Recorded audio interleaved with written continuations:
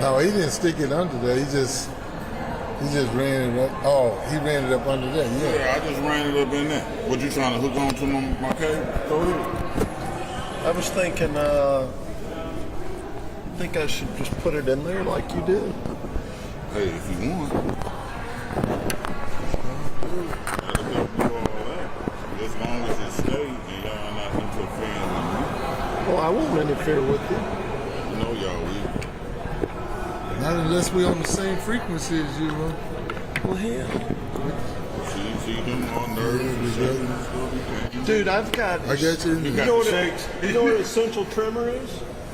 I've had it for 25 years.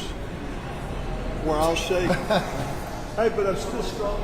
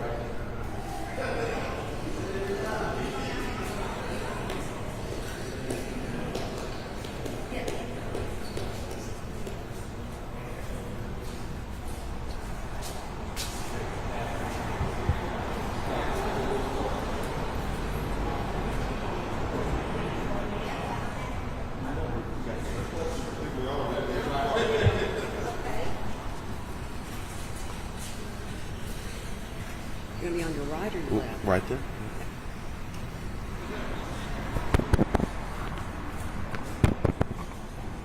Well, good morning. It is indeed an honor to be here today alongside City Directors Peck, Adcock, and we do believe City Director Warwick will be on her way, with Chief Doan and Durham and the entire Little Rock Fire Department and Acting City Manager Delphon Hubbard. We're standing here today at the Central Fire Station to share our appreciation to the men and women of Little Rock Fire Department. I think we all know how much the fire department and first responders mean to the city of Little Rock because they make up over 2/3 of our $331 million budget. We're grateful during the budgeting process we were able to sign what we see to be across the board raises 5% each in the Little Rock Fire Department, something we haven't seen in quite some time in this 2-year agreement, and making our fire department one of the highest paid in the state. We know through the budgetary decisions that we often are always purchasing multi-million-dollar, $2 and $3 million vehicles and trucks for our fire department.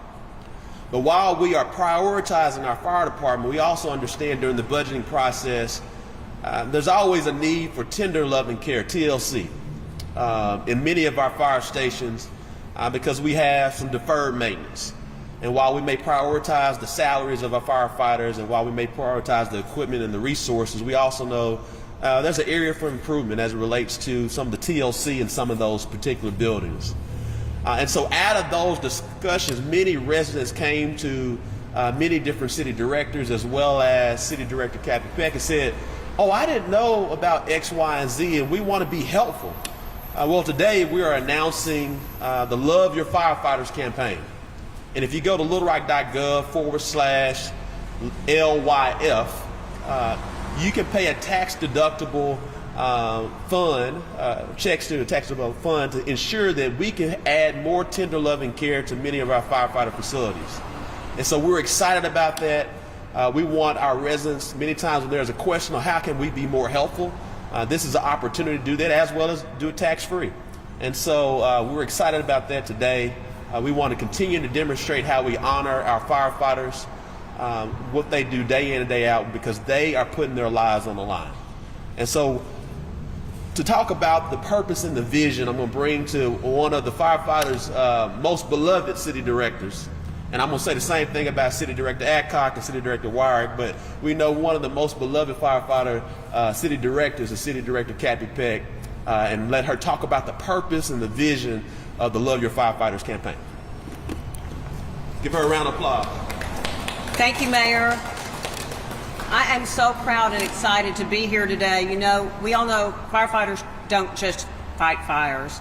They are the first responders in every kind of emergency, whether it's a car accident, a medical crisis, a natural disaster, a water rescue. They work long hours, often in very extreme conditions. Now, I don't want to say I don't have the utmost respect for all of our first responders, but I especially appreciate our firefighters because they have to live in their station when they're on duty. And that's what I want to address today. A friend of mine who's a firefighter brought to my attention several months ago that some of our older fire stations were in desperate need of some assistance. I toured several of them along with Director Adcock, and frankly, I was appalled. Some of these would probably not pass a code inspection. And so it became my mission to make a difference in their home away from home. The firefighters that serve us daily deserve a safe and comfortable place to rest and train and recharge their batteries as they wait to answer the next call. So now we are asking you to help answer this call and contribute to our fund that will go for things like ceiling fans, chairs, exercise equipment. This is tough work. They got to stay strong. Picnic tables, basketball goals, bed frames, washers and dryers. All of this will support them and their quality of life while living in those stations while they protect and serve us. You know, many local fire departments struggle with funding, with limited funding and outdated equipment, and Little Rock's like all of those. But in spite of these conditions, the firefighters are so resilient. They often work in the homes that they live in while on duty to make repairs, sometimes with their own money. And the reason if you're wondering why is there so much wear and tear, it's not that they're rough on their equipment. You can see these lovely lounge chairs over there that look like they've been through hell. But 9 to 12 people live in a single company station. 30 to 39 people live here. Can you imagine the wear and tear on your things at home if you had that many people? And they just deserve better. It's not just an act of kindness. This is a commitment to our community, to safety and strength. Firefighters do so much more than just fight fires. They're pillars of our community. They're an integral part of Little Rock. They teach children the importance of fire safety. Every year they organize Operation Warm, an annual winter coat drive where they purchase hundreds of coats and distribute these to needy kids in our school district. They sponsor an annual golf tournament and give tens of thousands of dollars to the Arkansas Children's Hospital Burn Unit. And they go on and give and give. And so now, again, it's our turn to answer the call. The one interesting thing that just happened yesterday, one of the firefighters called me and said that they would like to help retire the school lunch debt, another board initiative, and they're going to contribute $500. That's what I mean. They keep giving and giving and giving. So I would encourage, along with the firefighters, supporting this, retiring the school debt. So it's been a pretty challenging spring so far. We had the flooding, we had the high winds, we had the fires on March 19th, and one of my friends who's been a firefighter for almost 15 years said that was the toughest day of his career. And that's why this initiative is so important. They deserve to live in a safe and comfortable place so they can relax and sleep and wait until the next call. And I don't want you to think this is just our initiative, the City Board. I'm very appreciative of our colleagues who supported this and of Mayor Scott, but the city's also stepping up. We have earmarked $2.5 million to address the really expensive and serious needs, especially in our aging fire stations, like HVAC systems, vinyl asbestos tile remediation, mold remediation, and flooding and issues, flooding in the basement right here. So it's super easy to contribute. You're going to go to littlerock.gov. You'll see the government tab. Click on Board of Directors. If you scroll to the bottom, you'll see Board Initiatives. And this is where you can donate to both of the funds. Thank you so much. Let's love our firefighters. Let's answer the call. We're counting on you. Thank you. Thank you so much, Director Peck. We do appreciate you and your advocacy and leadership. We'll now have City Director Joan Adcock. I think he takes things. I think she's last. Okay. I got it. As you can tell, I have to pull it down when I speak after the mayor. You know, we're here today because there's people serving us when we're not even thinking about that they're there. And that's our firefighters. They're there night and day. We started this because there's just not enough money in the budget for everything. And I want to show you what the fire chief gave us. Okay, leave the notebook. We asked the fire chief to let us know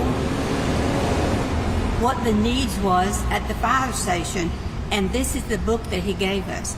He didn't waste time with a sheet of paper, but he gave us a whole book. And this has got every fire station in it and what the needs are in those stations. I have spent many hours organizing it, and I can tell you that 17 fire stations needs this or they need that. One thing that they needed so bad was chairs. Chairs at the dinette table. We all take that for granted that when we go home we're going to sit at the table and eat. But their chairs was falling apart. They was eating in shifts sometimes. They had rollers. They had taken the gray tape where you tape stuff together, and their chairs was taped together. In checking it, we needed 120 dinette chairs with rollers on them. They prefer the rollers. They can use them at their desk and everything. Well, we had a meeting out at one of the high schools, the State of the City address. And after it was over with, this older gentleman came up to me and he said, "Can I walk you to your car?"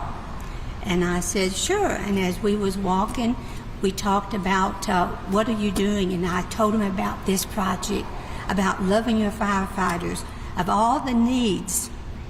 And he says, "That sounds like a good initiative." Well, I did ask Dean Compiers later that evening, who was this man? And he told me, and he's asked that his name not be used. And so as I was at home that evening, the telephone rang and he said, "I've got a question. Can I go to that fire station in the morning before church and go buy the chairs that they need, and after church take them to them?" And I said, "I think that would be great." He heard the call. He saw. We all can't go and see, but he did.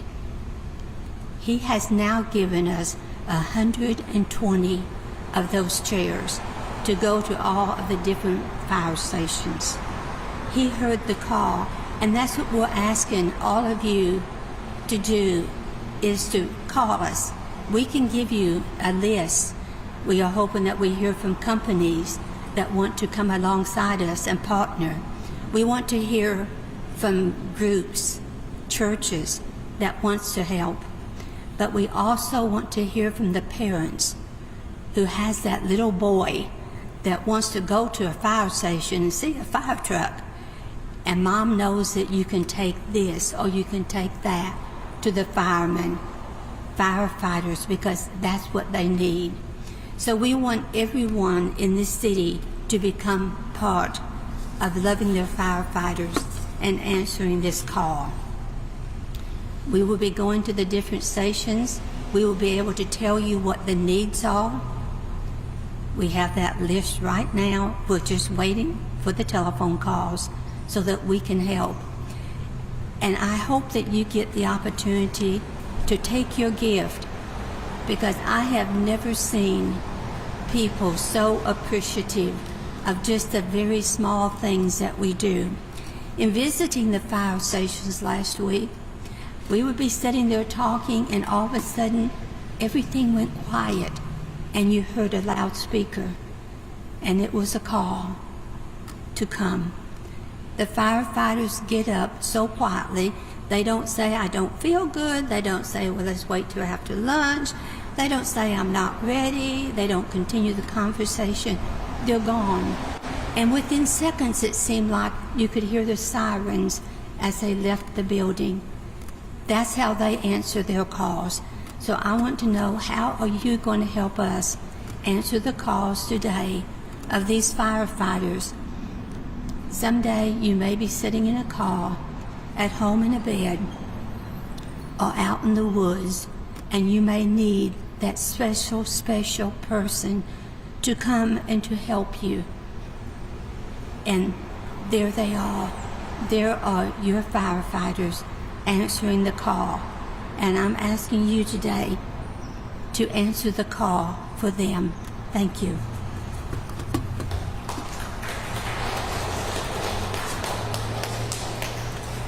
Thank you, Director Adcock. We're now going to hear from Interim Chief Michael Doan. Thank you, Mayor. Thank you, Directors Adcock, Wyrick, Peck. Good morning, everyone. My name is Michael Doan, Chief of Operations and currently Acting Fire Chief. It is an honor here to stand here today in front of you. I'm both excited and grateful to see such a strong outpouring from our residents. Your support means everything to the men and women of this fire department. I'd also like to take a moment to thank Mayor Scott, as well as the City Board of Directors, for consistently supporting creative and thoughtful ways to meet the needs of the fire department. We're truly appreciative of all of you. As many of you know, the needs that have been expressed are times 22 fire stations across the city of Little Rock that operate 24 hours a day, 7 days a week. For our firefighters, they're not just workspaces. They're second homes for our crews, as the directors have said. And while our budget, supported by your tax dollars, helps keep us running, the Love Our Firefighters initiative gives residents a chance to go one step further, whether it's donating goods or time. On behalf of the entire fire department, I want to thank the people of Little Rock for continuing to go above and beyond. Your kindness and generosity and pride in your fire department does not go unnoticed. Thank you for showing our firefighters the love that they've more than earned.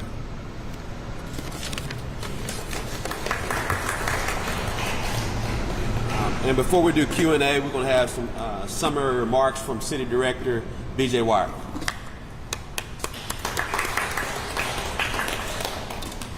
Thank you, Mayor.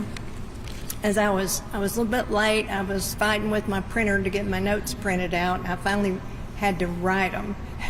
But I parked across the street, and there's a little boy over there playing in a mud puddle. And his grandfather had a firefighter's hat, and I was trying to cross the street, and he says, "Fire station, fire station." He was so excited about the fire station. I said, "Are you going over there?" And he said, "I've already been." So that's the kind of rapport firefighters have in the city of Little Rock with little ones, big ones. Everybody supports the fire department. I want to thank Cappy and Joan for taking the lead to support our firefighters in this effort.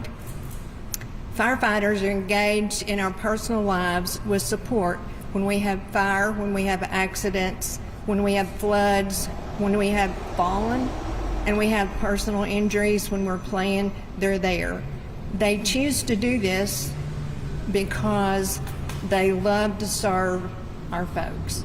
A lot of the firefighters have family members that are firefighters. I know Johnny Reap, my friend, is back there. He has a son, Casey, that's a firefighter. The Smeckenbeckers. I'm going to call out the Smeckenbeckers because I love their name. Can you say Smeckenbecker 3 times? The interesting thing about the Smeckenbeckers is there's several family members, and on the back of their uniforms, their name is so long that S is way over on their arm, and the R is on the other arm. Smeckenbecker. But I'm calling them out. And then the Davises. Al Davis was a assistant fire chief for a while. One of his sons dated my daughter for a while. Don't tell the spouses because it could create a rift. But I could have had a firefighter in my family personally. The city board recognizes it's time for the board, the city, and the community to be involved on a more personal note. As you know, they have been involved in our personal lives for a long time. We want to talk about their quality of life, their safety, and they spend 4 days out of a 7-day week in a fire station. So they need to have a good place to sleep and to do training and to be ready for the next call. They're always away from home, and it's time that we make their fire station life as safe as possible. Through the years, the city has provided many tools, turnouts, breathing apparatus, fire trucks. Now we need to support their home away from home. I have a personal story to tell you. My mother lived catty-cornered from my house for a long time, and then she went into hospice, and we had to move a hospital bed into her house for her to sleep in to make it comfortable for her. One of the first couple of nights that we had the hospital bed there, she got twisted in the bed, somehow got locked into the arms of the hospital bed and couldn't get out. And so the caregiver that was there, this is like 2 a.m. in the morning. As we know, firefighters are working at 2 a.m., 3 a.m., 4 a.m. Firefighters came to their house, to her house, helped her out, got her out of the bed, and they were so sweet and so nice to her. She talked about it and talked about it and talked about it. I was asleep in my bed at home, had no idea this was going on, catty-cornered from my house. But for the next couple of days, she had a lifeline button that she could mash to call 911. And because she had such a great experience with the firefighters, that one night she kept hitting 911, hoping they'd come back to see her. We eventually had to take the button away. We had a caregiver right there to help her, but we had to take that away because she loved the firefighters too much. In summary, let's provide grace for our firefighters in this initiative, and we would absolutely love you all to be a participant in the help. Thank you. Thank you, Director Wyrick. Again, as we come to a close, we just want to continue to share and demonstrate our appreciation to the men and women of Little Rock Fire Department. Any questions? To intercom, first down. People made this initiative to be made with specific stations in mind, like individual donates, reserve them for a specific station, or how is the city going to make decisions on how to provide that money? Well, those decisions will come from the fire leadership based on the amount of dollars that we receive, and we have a whole list of each station that needs some different things. So there'll be definitely a combination of the firefighters and the firefighter administration. 4896 schedule, where do things stand with that? The men and women of Little Rock Fire Department voted, I believe, somewhere around 71% for the 4896. As I've always said, we wanted to make certain that there was a super majority. There was a super majority. I believe it starts June 13th. And based off of what we signed, once it hit 70%, it will start June 13th, and I believe it goes from June to the end of the year. And then after that, there'll be another vote, and that vote will determine if they want to continue to go forward.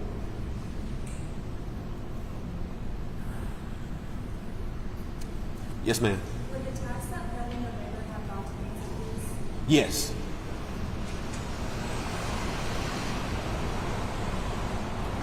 All right. Thank you so much.